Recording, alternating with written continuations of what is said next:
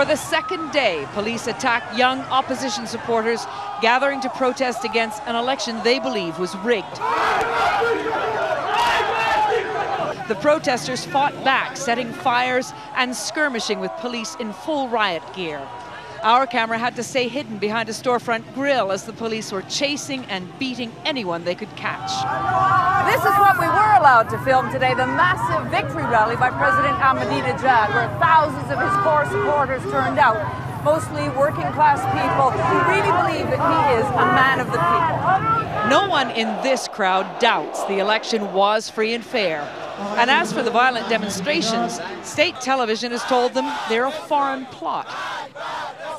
At a press conference, President Ahmadinejad likened the protesters to football fans who overreacted when their team lost.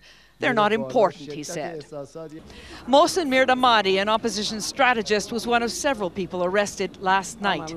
3 days ago, he told CBS News there'd be trouble if the reform candidate Mousavi lost. The main problem is that the people can't accept this is a real result. They won't believe it. They don't believe it, yeah. More than 40 million Iranians cast ballots on Friday, and election officials said President Ahmadinejad won 62.6% of the total.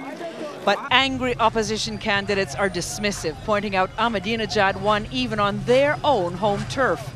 Issa Saharkiz, a party organizer, says officials at polling stations have told him they were told not to bother finishing the job. They said we have enough votes to forget about counting the ballots. Tonight, in spite of heavy police presence, demonstrations and clashes continue in the streets of the capital. The young people are wondering where the man they hoped would lead them is.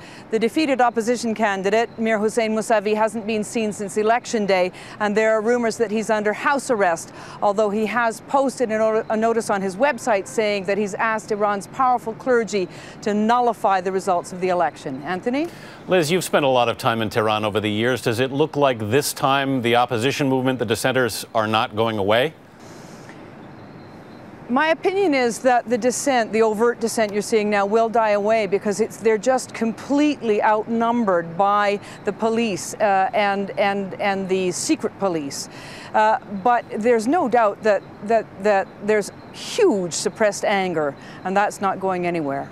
Elizabeth Palmer in Tehran. Thanks. For some help understanding what's next, we turn to a leading expert on Iran, Trita Parsi, president of the National Iranian-American Council. Good evening, Mr. Parsi. Good evening.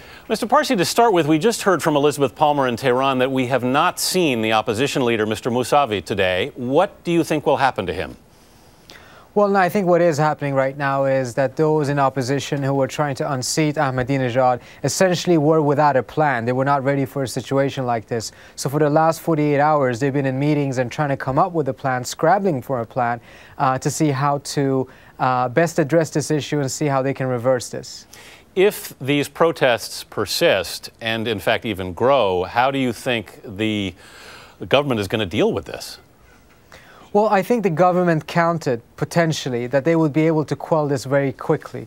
I seem to have detected that in the press conference that Ahmadinejad gave today and the speech that he gave, he sounded a little bit defensive to me, a little bit nervous, perhaps not expecting that this would drag on and that the opposition would show such determination to challenge the results. Do you think there's likely to be some kind of a compromise here?